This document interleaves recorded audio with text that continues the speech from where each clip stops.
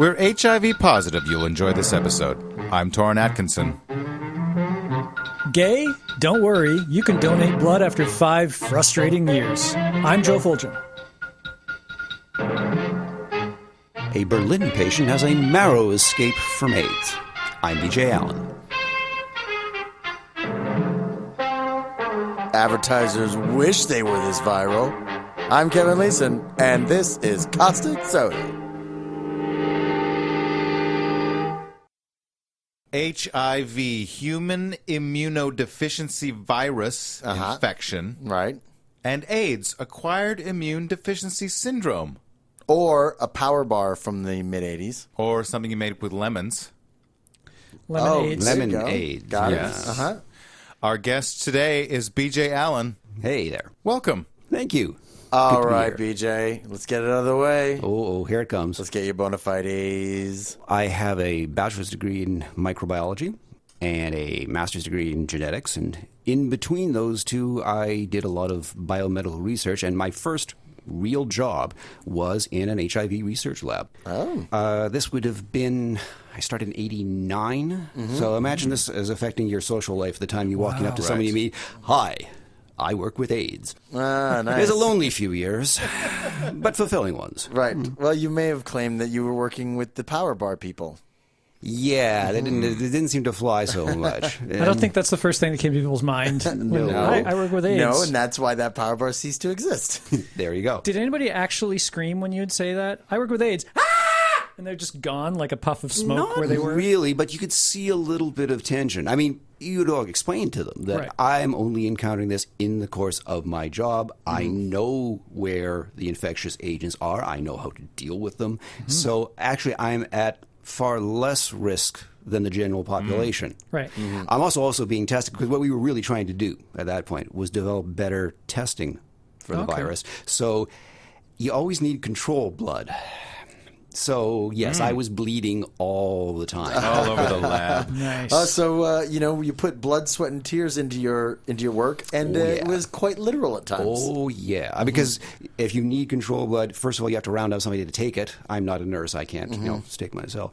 And then you have to round up a volunteer. If that takes forever. If you can just use yourself. I do the very thing like cutting carrots in my kitchen all the time. Right. Hey, somebody should, from the AIDS research lab, should just hang out in my house. I want to just have a little spigot put in. I figured that would make it a lot easier. Oh, nice. Nice. Just keep eating cookies and eating cookies and eating cookies. Now, a syndrome is a set of medical signs and symptoms that are correlated with each other and often with a specific disease.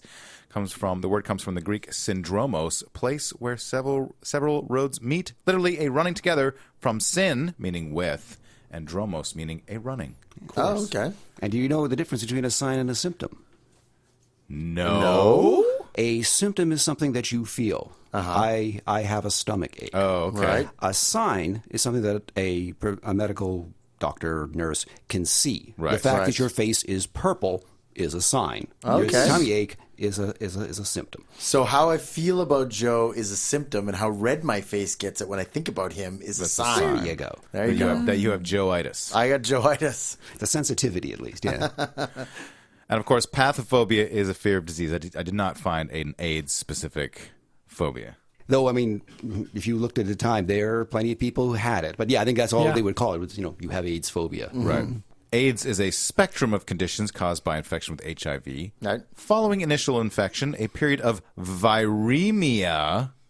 Who knows what that means besides BJ? It's when you get screwed over by a virus. The virus really reamed you. It means that the virus has actually gotten into your bloodstream, which is bad because, of course, then it's not in one specific tissue. It can go anywhere in the body. Bacteremia is the same sort of thing if you have bacteria in there as well. It's a little like when a cancer metastasizes and it can spread then, so it makes it worse. Right. So the period of viremia follows, during which a person may experience a brief period of influenza-like illness. This is typically followed by a prolonged period without symptoms. Yeah. As the infection progresses, it interferes more and more with the immune system, making the person much more susceptible to common infections like tuberculosis, as well as opportunistic infections and tumors that do not usually affect people who have working immune systems. And it's important for most people to know that you don't necessarily get that kind of flu-like thing. You can be infected and totally asymptomatic from day one. Right. But if you do it, you just feel kind of lousy, and unless you're tested, you won't know what it's very much like getting the flu or mono or one of those. Right. So most people who get to like late stage AIDS and die from it are getting killed by something their reduced immune system has made them vulnerable to. Nobody actually dies From of AIDS. HIV infection. Right. It's all of those other things that your immune system usually cleans up and takes care of that kind of pile on you. The late symptoms of the infection are referred to as AIDS and is often complicated by an infection of the lung known as pneumocystis pneumonia, severe weight loss, or AIDS wasting syndrome. AIDS wasting syndrome. So it's not referring to you wasting your AIDS, like as in you're misusing them. Look You're at the using them in- AIDS all over the place. Strewn around. What a waste. What a waste of AIDS. What a waste of perfectly Please good AIDS. recycle it. Oh, no, it's a super insult. Like when somebody who is suffering from late stage AIDS, but somebody else doesn't like them, said, you're a waste of AIDS, man. Oh, you're too low to yeah, have you're too AIDS. low. Yeah, AIDS is too You're good not for you. Oh, right. I was just thinking somebody was consuming AIDS like Cookie Monster is consuming cookies. Oh, and he's and there's just wasted, AIDS yeah. all over the place. Right. Blah, blah, blah, blah. Airborne AIDS. Is that your AIDS there? I don't Yeah, know. that's... HIV/AIDS is an especially frightening disease due to its ability to overwhelm the immune system and then destroy it. Yes. Right? Pop quiz? Oh, okay. So is this an HIV pop quiz, or is this an AIDS pop quiz, or is this both? Well, actually, maybe we start with that. What's the difference between HIV and AIDS? Well, I think we talked about it. The HIV is the virus, and AIDS is the syndrome, the complication by the virus that eventually kills you. Yeah, HIV is the causative agent, the virus, and AIDS is the disease. Right. Right. What is a retrovirus, Joe? A retrovirus wears disco heels. It's a virus Big that wears time. disco heels. BJ, can you tell us what a retrovirus is? The retro part, like in retro rockets or retro music or whatever, means backwards. Most organisms, they store their genetic material as DNA, and then when they want to make actually use their genes, they make an RNA copy of it. And then from the RNA, you can make proteins. Registered nurses are involved how? Well, registered nurses can catch retroviruses if they're not careful at work. Right? But what happens when they are infected, the virus's genes are actually encoded in RNA, and they use an enzyme called reverse transcriptase, and they make a DNA copy of that. It goes backwards. Okay. This violated what used to be called the central dogma of molecular genetics. And turned out, actually, to be fantastically useful in the lab. We've now synthesized that enzyme, so if you've got RNA and you want to make a DNA copy, you pop it into a tube and you can run this. Pop it into the retro machine? Exactly. Which looks like a toaster with fins, Cadillac fins on it. Is HIV like the first retrovirus that we discovered? No, a few others were known before that. When the syndrome was first recognized, and they're looking at what's causing this. Is it an infectious agent? Is it something in the environment? Is it a toxin? Whatever. Right, yeah. Some people- Monkeypox, whatever. One of the reasons that some people came to suspect it might be a retrovirus is there is a feline version. It's a feline leukemia virus, and one of the symptoms is immunodeficiency. So they started, people who were already studying these viruses because they cause cancer, decided, maybe there's a human version of this, and this could be the causative agent. So, and the other great thing is that once you've got that DNA, it goes into the host genes. So now it's part of your cells. Every time that cell divides, both daughter cells have a copy of HIV in it. And when it's in there, it looks just like your DNA. So your immune system, drugs have a very hard time seeing it or dealing with it. Stealth virus. Kevin, Yes? how long does it take, on average, for an HIV infection to progress into AIDS? About the length of one rave. So from dusk till dawn. Well, raves seem like forever. Or like 5 or 6, 7 days. Oh, okay. Yeah, like some of them. Well, you'd say on average. I know that we're good at holding it off now, and some people don't ever get it. This is about treatment. 3 months? Average about 10 years. Oh, wow. Oh, wow. Yeah. There you go. You get That'd be a hell of a rave. the viremia drops tired. off after about a month or so. Yeah. So Right. and then it goes into this stealth hiding phase. But even then, there's a little bit of replication. It's chipping away at your immune, because your immune system basically, you do actually mount an immune response, and Right. it can't get rid of the virus, but it keeps it in check. But it's kind of chipping away at it. Right. And Right. it gets less and less. The actual definition of AIDS, how do you go from HIV positive to AIDS? It involves a particular T cell, and once the count drops low enough. Right. And when that happens, then your immune system starts to fall apart and these infections. But now, come in. PJ, if Hollywood has taught me anything, and everything that Hollywood has taught me, I believe, because why would they lie to me? There were a lot of people in the early 80s that were transitioning from HIV to AIDS much quicker than 10 years. Part of that is we have better testing now. Right. So you can get a better idea of when people are actually infected. Right.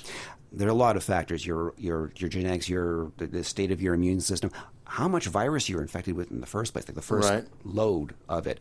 All these things can infect. And yeah, some people go within a few years, and some people have never, even without treatment, have never developed AIDS. Yeah. Yeah. So it does vary. But yeah, 10 years is sort of the average. The ballpark. Yeah. All right. Joe, true or false? You can't get HIV by ingesting the blood of an infected person. You can if you have a cut in your stomach, but otherwise, or along your tract from your True or mouth. false, Kevin? Joe is right. Yeah, you need an open sore or something, right? For to get into? Like That's typically no, but yeah, if there's a cut, then yes. Yeah. So most Vampires can get AIDS. but only if they are wounded, yes. Yeah, don't bite your tongue with your fangs. Yes. Ah, oh! Kevin, true or false? Uh-huh. An HIV-positive person can have HIV-negative children. Real true on that. Absolutely, positively true. I have a friend actually who has done that. The chances of the child contracting it have to do with how they're delivered. Right. C-section is less risky than the vaginal birth usually.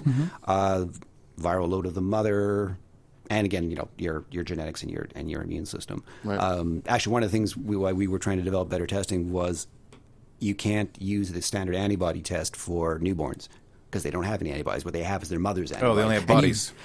and you know that the mother's infected already, so it doesn't tell you anything. Right. But if they are infected, you want to start them on the drugs right away. Right. But some of them are pretty harsh, so you don't want to do it if they're not infected. So Right. better test is important. for Okay. that.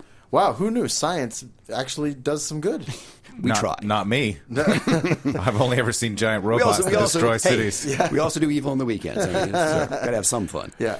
Also, HIV-positive mothers are discouraged from breastfeeding as well, since that is another mode of transmission. Oh, okay. Yes. Joe, what is seroconversion? Spell it. SERO conversion. I'm going to guess that's converting the serotonin in your brain to something that makes you sad instead of happy. It's something you can do at the airport, one of those, conversion huts. Conversion huts? Yeah, where they have all the... Convert your sero Converting dollars. your money? Yeah, they just got a specialized one for zeros. Oh, because it's the national currency of Syria? Syria. Yes. Yeah, they've got the. Well, no, that's in Syria. No, It's the national breakfast. Syrios. Oh, Syrios. Yeah. Oh, God. So you learn something every day. BJ, what can you tell us about seroconversion? Well, as I said, when you get infected with the virus, you're like any other virus. Your body's immune system kicks in and starts trying to make antibodies to it. When you start producing antibodies, you have seroconverted. And originally, this is how you would diagnose AIDS. You wouldn't be able to necessarily detect the virus itself. So Right. you would look for the antibodies in the bloodstream that tells you that you've been infected. right. Okay. And then it's Syrios. Oh, yeah, Totally. especially back then, yes. Syrios. Phase 2 of pop quiz. What? We have more than one phase of a pop quiz now? I will give you 2 countries. You tell me which of those 2 countries has a higher annual death rate from AIDS. Okay. This data is... And is this absolute numbers, or is this a percentage of population, or what? This is annual deaths. Okay, so it's an absolute number. Yeah. Okay. And this data is from between 2011 and 2013. Okay. So recent. First 2 countries are Canada and Hong Kong. Well, Hong Kong is a city, not a country. Well, Kind of. still a little Special independent. economic zone. Yeah, now right. or whatever, Okay. But Well, I mean, we definitely got them beat geography-wise. But that makes it harder for us to spread AIDS to each other. Right. Because, we've got 18 square kilometers per person or something. and all those Yeah. snowsuits. Yeah, too. and all those snowsuits to get Yeah. through, right? There's an awful The lot of zippers tundra. get stuck. Yeah. So I'm going with Hong Kong. There's so much tundra to get across in order to get laid to even risk catching AIDS. Yeah. Yeah. Yeah, so Hong Kong is lower population, but much closer proximity, and it gets real hot and sweaty there. Mm-hmm. So I'm going with Hong Kong. I agree with Kevin, mostly because I'm pretty sure AIDS in North America is not really a death sentence anymore. I'm going to guess Hong Kong as well. Hong Kong 200, Canada 500. Oh, wow. Well, we probably have like 2.5 times the population. So We had as a function of population, it's probably about the same. 500 deaths? No, that's out of what are we up to 33 million or something like that. Yeah. Next two countries, Canada again and Italy. Oh, well, Italians love to hump, so it got to be. Like, they do not like condoms. I know that for sure. So, Italy. I'll go with Canada. I'll say that Italy's less than 500. Italy. Canada 500, Italy 1900, 1900. Yeah. Four well, times as no, I didn't mean to sound so excited about that. I meant to sound excited about getting it right, winning. not about 1900 deaths annually in Italy due to Sorry, AIDS. Italians. Yeah, my apologies. Kevin is right and an asshole. Well, that's hardly surprising. No. Nepal versus Argentina. Well, there's no way Nepal has as big a population as Argentina, I don't think. You know, I'm going to stick with my sweaty climbs theory, right? So, But here's, I don't want to give anything away. Right, But yeah. by that logic, if it's hot and sweaty all the time, you spend less time cuddling up. more time just humping and then walking away, which is, you know, a playground for Okay, AIDS. all right. Yeah, Kevin sees cuddling as a bad thing. It's so- a waste of time. You could be humping someone You else could be humping somewhere. someone else. Yeah, exactly. You could be spreading the love and the AIDS, so to speak. So I'm going with Argentina. And I think Argentina has a much bigger population than Nepal. Yeah, I would go with Argentina just because, like, you know, Latin America, they're all like in bikinis and humping all the time. Yeah. There's a third factor here now, actually. There'd be a different subtype of the HIV virus. The In North Nepal? Because of yeah. the altitude or something? No, actually, what kind of subtype of the virus predominates, it has to usually do with which one got there first. There's a lot of history, politics, and economics that are involved in all of them. But the strain that we find here in North America, also in South and Central America, and Western Europe and Australia, is type B. Mm-hmm. That's not true necessarily in the rest of the world. And some types are a little bit more virulent. More deathy. Yes, More deathy. exactly. Right. So, given that, and the fact that I think the health system is probably not as good in Nepal, I'd probably go with them. Argentina 2,900, Nepal 5,000. Wow. Almost double. Wow. We're getting there. Wow. All right, Swaziland versus United States of America. Well, that's in Africa. So I got to go with Swaziland. Could totally be a red herring, though. Could be like the country in Africa that's handled it well. I mean, Swaziland is a small African country. I full on United admit States. I know next to nothing about Swaziland. They got a lot of Swazis. There's that. They used to have swastikas until, you know, somebody ruined that for good. Took that out. Yeah. I'll guess Swaziland. As much as I don't want to. Oh, can you imagine going to the Swastika bar? Swastiki bar in Swaziland? Wonderful Polynesian theme that's ruined by those freaking fascists. A bunch of bamboo woven Nazi memorabilia. It's not thing that Nazis can't ruin. Swaziland's not only in Africa, it's in southern Africa. Right. Which is really The bad. hotbed. It's a bad place. They've got, there it's subtype C, which is one of the more virulent ones. The same one is in India. There's a lot of cultural exchange between South Africa and India. So where people go, the virus goes too. Is that what the kids are calling it these Oh, days? yeah. Cultural exchange. Yeah, a lot of people from India came to South Africa to work, and then they brought the virus home with enjoy them. cultural exchange. Putting some quotes around that to work. And unfortunately, Southern Africa is also one of the. It's really bad for getting people the medications that they need. So I'm going to go with Swaziland, even though it is tiny. Yeah. Swaziland 10,000. Yeah. USA 17,000. Oh, okay. Yeah, but per capita, Per capita, it's huge, much Sure. bigger. yeah, It's big Swaziland. difference. Sure. Fair enough. Yeah. In Swaziland, a small landlocked country in southern Africa, 26 of the adult population is affected by AIDS, which means that at least 1 in 4 people is suffering from the disease. Swaziland has been racked by political and civil unrest, which has severely hampered its economy and infrastructure. As a result, health services are extremely poorly equipped, which is one of the main reasons that Swaziland is now the country with the highest AIDS prevalence rate in the world. Yeah. Right. 26%. That's high. Yeah. And that's AIDS. That means That means if we were in Swaziland, one of us in this room would have AIDS. That's right. The impact of Swaziland's epidemic has been so severe that life expectancy is just 49 years, one of the lowest in the world.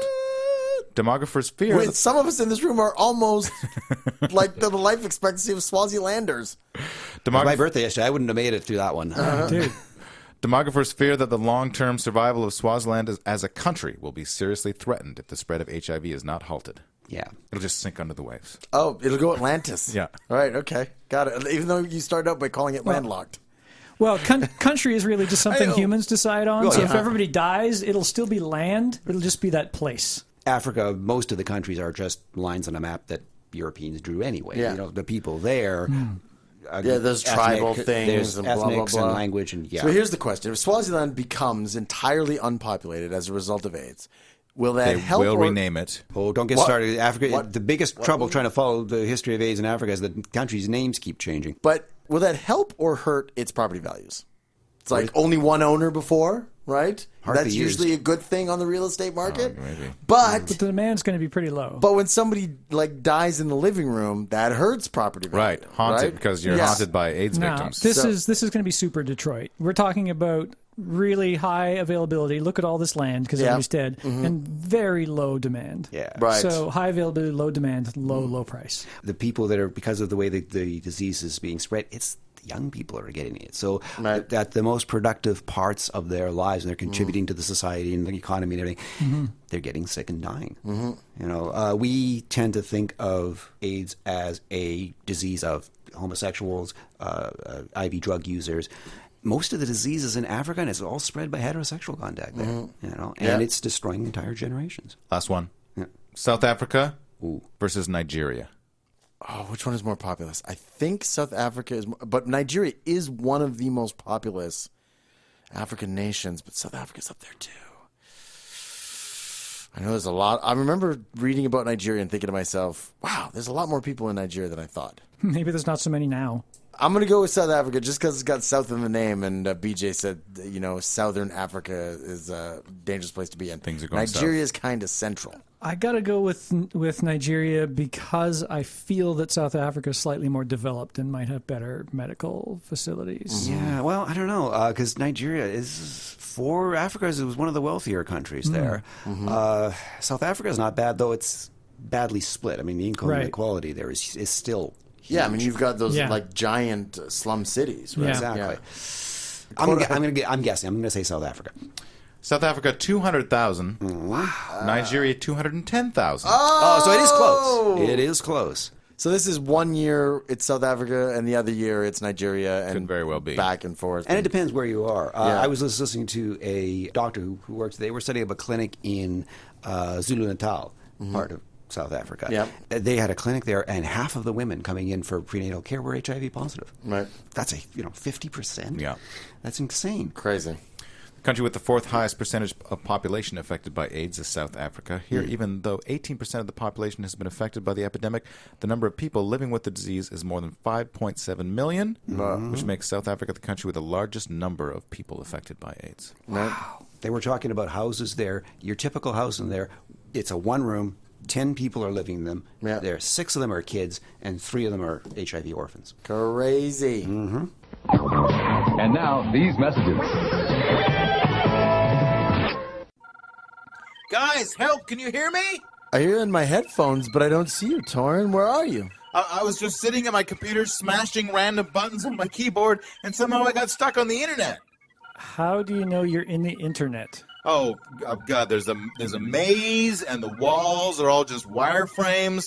The road is made out of ones and zeros. Also, the lawnmower man is chasing me on a light cycle, and dubstep is playing all around me. Well, that's cyberspace.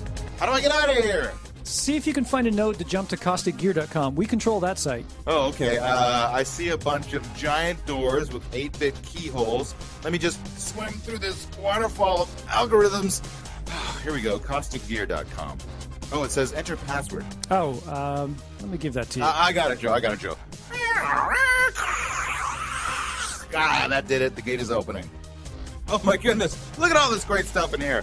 I see the Pay What You Want, Lesser of Two Evils Marathon MP3s. I see Caustic Soda t-shirts. Did you see the Acts of Violence graphic novel anthology, which was in part drawn by you and written by me? Oh, yeah, there it is. It's covered in grid bugs. Focus, Torin. Look for a giant gate shaped like a USB port. Yes, there it is. Wait, I see a bunch of floating pixelated swords flying towards me. Oh, damn it, my antivirus software. Got to turn it off before it kills Doran. Too late.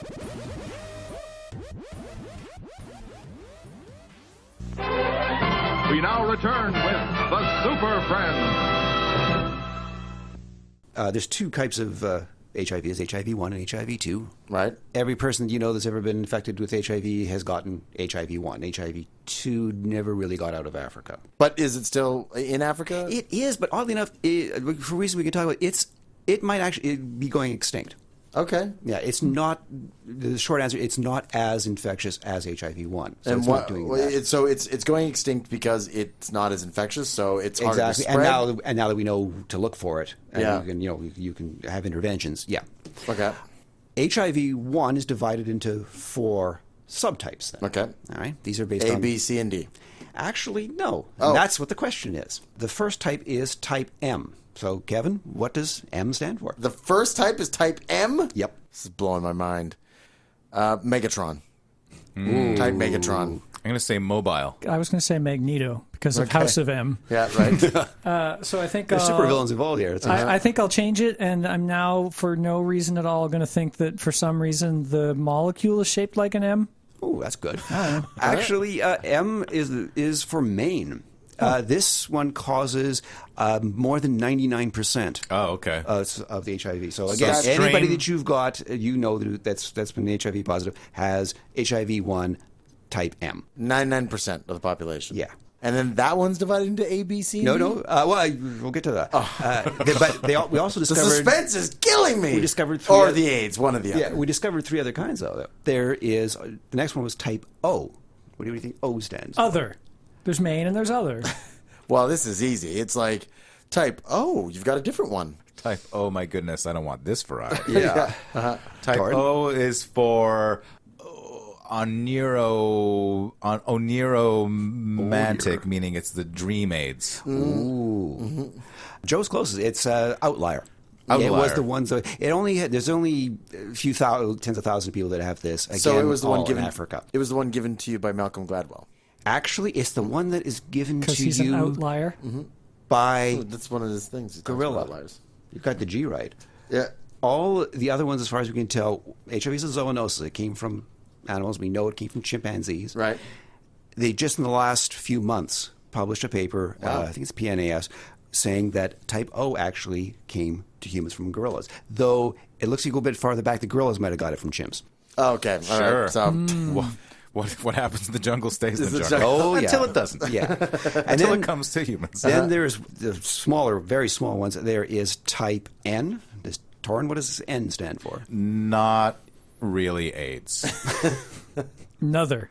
Another one. Found another one. Type They M. didn't bother with the type A. We can't call it type A. It wasn't the first. No. It's another. oh, it's type neuter. It's when your naughty bits fall off. Oh. Because they're just like, it just goes right to the root, so to speak. You catch it and you explode. Yeah. It's close. It's not M and not O. Really? It's nothing. Yeah. It's Not. another. It's another. And so we finished, and the last one we got was, it's only been found in a couple of cases, type P. P.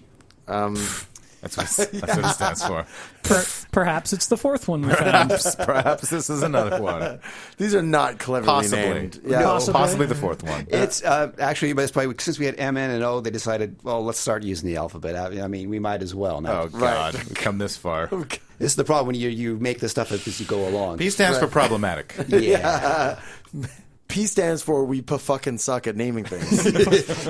Now, at least for HIV-2, you're right. They did start with type A and went down from there. Right. Got it. They learned. There's some other acronyms. It took a little while after this syndrome was first noticed in the early 80s, first in San Francisco and then in New York. We had to come up with a name for it. Mm-hmm. We all know we eventually settled on AIDS. Right. But there were a few other ones in the running. Got it. So, Joe, what does ACIDS stand for? ACIDS. This was an alternative idea for Exactly. what we would eventually be called AIDS. Exactly. So these are precursors. There's a bit of a scientific dust-up, and It's kind of like VHS versus beta, but in AIDS. AIDS can inflame Dull senses. AIDS can inflame dull senses. That's good. I like that. Anybody else? Well, the S is definitely syndrome. The A is definitely, or the ID is definitely immunodeficiency. So what's the AC? It's air conditioning immunodeficiency syndrome. Actually, acquired community immunodeficiency syndrome. They wanted to sort of imply that this was something that was, first of all, not getting it from they weren't getting it from the hospital. It was from out in the environment that they were. Okay. Right. So, Kevin, GRID. GRID. No, I heard of this one because this was actually quite popular before they settled on it. It certainly got into the media, yeah. Yeah. Gay-related immunodeficiency? That's right, actually, yes. Oh, yeah. I didn't know that one. Yeah. They were... they thought it was the gay disease. The gay plague. Yeah, well, the first cases that came to attention were all in young homosexual men who were otherwise healthy. Right. You know, they were getting these strange infections that nobody should. Yeah. But that's the only thing they seemed to have in common. Yeah, and when they figured out that, oh, no, more than just gay men can get it, then you had to kind of get rid of the gay-related immunodeficiency. CausticSoda. Oh my God! No wonder this one didn't catch Right. on. This never really seemed to be roll off the tongue easily. This definitely falls under the column of fucking sucking at naming something. So KSOIPHP? Yes. KSOIPHP. PHP is Kasoipahapa. Kasoipahapa. It's kill some. Otherwise, it's pretty Otherwise, harmless. it's- Possibly. Yeah. No, well, they were sponsored by Hewlett-Packard. That's why they got the HP at the end, Oh, okay. right? So the first part is... Catch it from calculators. This one, it's too bad actually that it did, that you couldn't say it because it was the most accurate Okay, of the time. all right. Kaposi sarcoma and opportunistic infections in previously healthy persons. PHP? Previously healthy persons? Really good description, but yeah, you couldn't say it. Yeah, you can't put that in a headline. A person may be HIV positive, but might not necessarily have AIDS. AIDS is the final or most severe stage of the disease when the immune system of the patient's body has been compromised greatly. The symptoms of HIV/AIDS very often mimic the symptoms of other very common diseases like the common cold, mono, or flu. While a person infected with the virus may experience symptoms within 2 to 3 weeks of being affected, it may take up to 3 months. There are some people who may be absolutely asymptomatic. The common symptoms of the condition are fever, rash, chills, sore throat, night sweats, fatigue, swollen lymph nodes, muscle aches, and ulcers in the mouth. You almost said swollen lymph nodes, and I was really interested in hearing more about that. I'll check out the swollen nodes on that nymph. Swollen nymph loads. There you go. Tainted blood. Whoa. Tainted blood. Oh, tainted blood. Yeah, you get affected in your soft cells. This is the thing. Contaminated hemophilia blood products were a serious public health problem in the late 1970s through 1985. The Japanese HIV tainted blood scandal refers to an event in the 1980s when between 1,000 and 2,000 hemophilia patients in Japan contracted HIV via tainted blood products. Controversy centered on the continued use of non-heat treated blood products after the development of heat treatments that prevented the spread of infection. Some high-ranking officials in the Ministry of Health and Welfare, executives in the manufacturing company, and a leading doctor in the field of hemophilia study were charged for involuntary manslaughter. Oh, wow. In the U.S. during this time, an estimated 6,000 to 10,000 hemophiliacs became infected with HIV due to contaminated blood. Wow. Gay men in Canada can now donate blood as long as they have not engaged in homosexual activity for 5 years. Oh, wow. Does everyone remember when your last Wait a minute. homosexual activity was? How long What do time is straight it? guys have to wait after homosexual activity before they... There we go. Just activity. Yeah. And May 12th, 2015, Oh, very recent. Oh, yeah. the FDA announced that gay and bisexual men in the U.S. will probably be able to donate, though this is subject to change and is up to public opinion in the next 60 days, provided they do not engage in homosexual activity for 1 year. So basically, it is still a lifetime ban, as it has always been, as long as they are engaging in regular activity. If you look at new infections in North America, gay men are still the largest group. Right.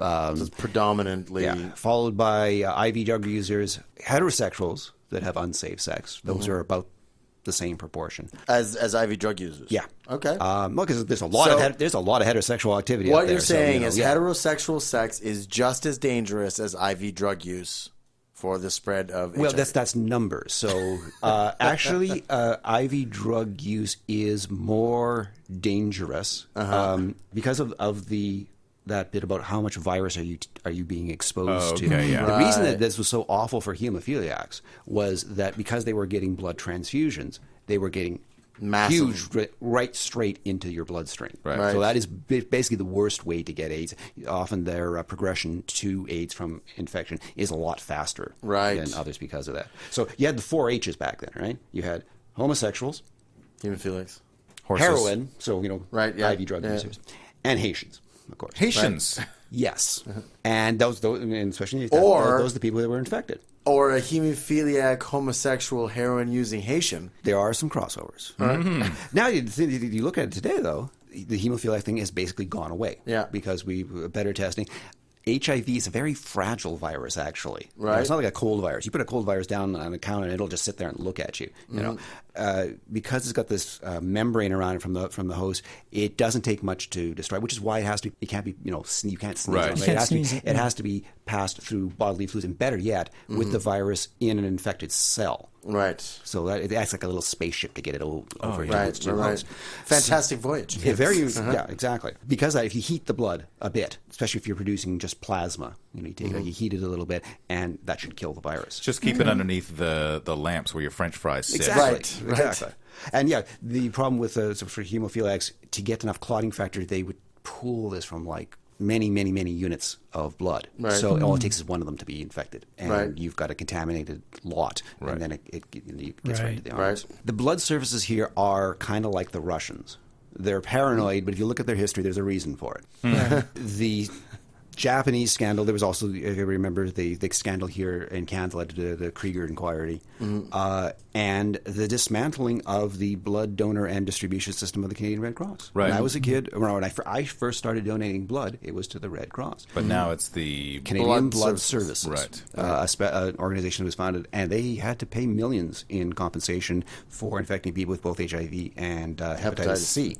Yeah. So the Canadian Blood Service is amazingly paranoid. They will ask you questions of, you get a 6-month deferral if you get your ear pierced. Or a tattoo. In the category of better safe than sorry, when it comes to HIV, I'm kind of on side with this, with the extra cautious. Testing has gotten so good now that people are saying, yeah, I think you're going a little far, and That's my question. Yeah. And you're also the blood supply is always chronically short. Right. And so you're alienating a Right. percentage Exactly. of society, which you could So actually... there's a lot of, there's reasonable arguments on both sides. It's really a question of, are we turning away blood we need? We have now got tests that actually detect the virus, and Okay. they're really good, but they're not 100%. Right. So that's always the question. Yeah. How many people are you willing to infect accidentally to get that those extra donors? 3.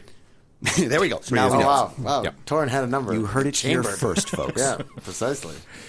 All right, let's talk about some AIDS-defining conditions. There's pneumocystis pneumonia, or PCP. Oh, not the kind that makes you think you're an angel and you can fly. No, this one actually will make you an angel. Ah, I see. Yes. Oh. This is actually one that first drew attention to the fact that there was something new out there. Right. Because this is a kind of a fungus, and it can get in your lungs. Pneumocystis girovecii. Now, yes. Something like that. Back in the 80s, it was pneumocystis carinii. Right. For most people, if you got infected with this, your immune system would take care of it, no problem. If you're immunocompromised, though, then it can start growing in your lungs, and pneumonia just is very chokes you out. dangerous. They'd seen it before, because there are other ways you can become immunocompromised. Yeah. Now, there's people who are born that way, like the famous boy in the bubble. Boy in the bubble, yeah. Oddly enough, a lot of some chemotherapies for cancer will cause you immunosuppressive, immunocompromised. yeah. And of course, if you have things like an organ transplant, You have my to second be on- job, Yeah. I transferred over to induced immunodeficiency Deficiency. because you don't want organ rejection. Right. So that's what they were aware of it, but these young men that were presenting with this they weren't on any of those treatments. Right. They didn't have the genetic conditions, Yeah. and yet they were still getting this stuff. So there's this thing that only people immunocompromised get, and they're like, why are these healthy young men getting it? That's right. Right. Got it. So this is infection of the lungs. Symptoms include fever, Non-productive cough. Who knows what a non-productive cough is? Does that mean you don't cough up Phlegm? phlegm? Sputum. Yes. Right. Technical terms. Yeah. But yes, that's that. It's I wanted the to get a job. I mean, come on. I want a productive cough. I mean, really, if you well, it's a cough without a job, right? You know? Shortness of breath, weight loss, and night sweats. Oh, the night sweats. Yeah, and that's KNIGHT sweats, right? Yes. Yeah, you're sweating because you're in a suit of armor trying to keep the AIDS out. The night sweats. Right? No, it's because you have windows rolled up and you're talking car. That's right. The AC's busted. Yeah, the Night Rider sweats. Don't worry, No, Michael. that's because the Night Rider sweats is when you get in the presence of Hasselhoff and you're so flustered. Wow, everybody you does I that. can't even. I never. The fungus can invade other visceral organs, such as the liver, spleen, and kidney, but only in a minority of cases. Not generally a fatal condition, except in immunocompromised individuals. It can lead to hypoxia, which can be fatal if not treated aggressively. Who knows what hypoxia is? Running out of oxygen, isn't it? Yeah, I've got to get enough oxygen chokes to you out. tissues. It was a technician at the Centers for Disease Control because they not only track outbreaks, they stockpile rare drugs. And there's a medication that's used to treat this. And this person noticed that I'm suddenly getting orders for this, and there's some in San Francisco, and there's another bunch over here in New York. Something's going on here, and reported, and they started to track it. We move on to Kaposi's sarcoma. Ah, yes. This is It's where Kaposi sarcastically slips into a coma. I am so unconscious right now. Precisely. This is an AIDS-defining cancer caused by the human herpes virus 8 that causes skin lesions that are usually red, brown, purple, or black, and usually raised. At least it's attractive then. Well, this is the one you always see in the pictures in there, the late stage AIDS, yes. those purple blotches. Right. There's another one that's weird. It's one of those cancers that's caused by a virus. For some reason, men who are Mediterranean tend to get it when they get old. Okay. But in them, it's generally a slow-moving. You don't die from it usually. Right. You get the blotches. It's not terribly attractive or anything, but it's not terribly serious. Right. Again, in these patients, you would see it in young non-Mediterranean men, and it would be aggressive. Right. Like the pneumocystis, you're suddenly seeing people dying from this, and you shouldn't be. AIDS-defining Kaposi's sarcoma will typically present as large plaques along the trunk, back, neck, and mucous membranes, as well as in the stomach, intestines, and sometimes in the lungs of the patient. Cytomegalovirus. That does sound like a transformer. Also known as CMV retinitis, is an inflammation of the retina of the eye that can lead to blindness. That's As not opposed good. to X-ray vision. It's not. Are you telling me it's impossible for this to cause X-ray vision? I'm not saying that at all. Right. Okay. I would never That's say what I that. thought. I would Yeah. never Well, say that. actually, and most people, this is a really common virus. I think the prevalence in North America is something like 60%.